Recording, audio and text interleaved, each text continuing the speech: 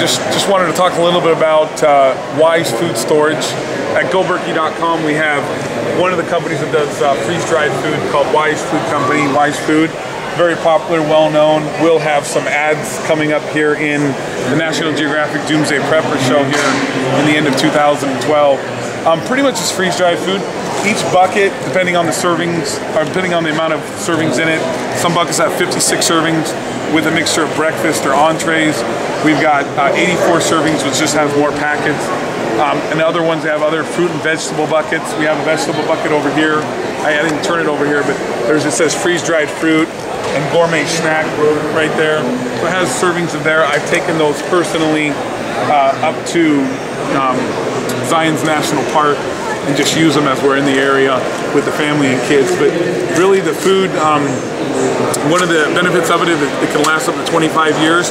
Pretty much this packet, the cheesy lasagna, pretty much take 4 cups of water, add it to the water after it's boiled, the 4 cups of water, and stir it up for about 15 minutes is what I recommend.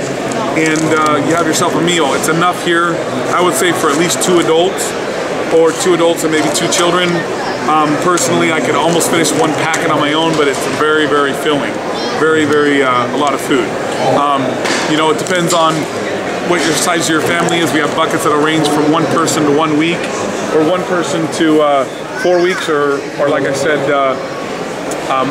4 people for up to 1 week of food, depending on if you need something. We have other buckets for like a 7-day kit. This one right over here, I have to turn it around, but it's a 7-day ultimate emergency meal kit. It has some of their favorite line there, and it has an orange drink in there. And so just getting the freeze-dried foods well known in the industry. Wise is one of the companies that does it. We also do another, I wanted to showcase for your listeners who may not have ever heard of, another bucket that we really like. The downsides the only downside I would say of Wise is the food is not as healthy as, say, the organic food storage. Now the organic food storage downside is the price. Ultimately, at the price it's at currently, you can see there, but it's very healthy. Has, go down the list here, but has garbanzo beans, things you have to cook, garbanzo beans, has inner food, which is highly nutritious, which is has superfood in it. You've got pancake mix, you've got milk, dried milk, and everything in the bucket is organic. And that's what I like about it. 100% organic, USDA organic, nutrient dense. Really healthy food here. Yes, you have to cook it. That is the downside. Some people like it quick and fast and easy. With organic food storage, I don't know any organic food storage on the market that is quick and easy.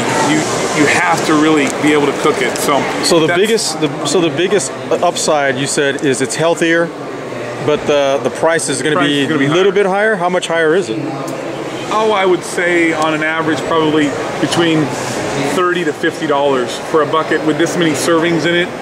You know, it does have, they tout it a little over about 200 to 300 servings in it.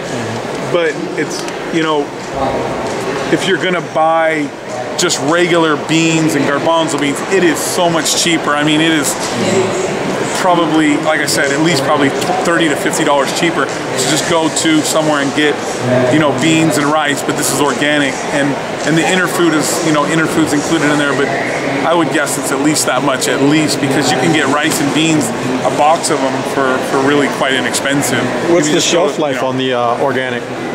Organic is up to, I believe, up to 15 to 20 years is what they tell. Oh, that's still a really long time. Yeah. It's something I believe in any food storage you have. Eat what you store you eat. Make sure that you don't just never try it. You know, make sure you do try it. Even if you have a sample a year, do something with it. We had the organic food storage, and we made the garbanzo beans, and I ate that whole bag. It's a huge bag of it. Ate it in a couple days. We cooked the whole thing, and I just chomped them down. I loved them, and so it's just something to have now and in the future. But don't forget to eat what you store you eat.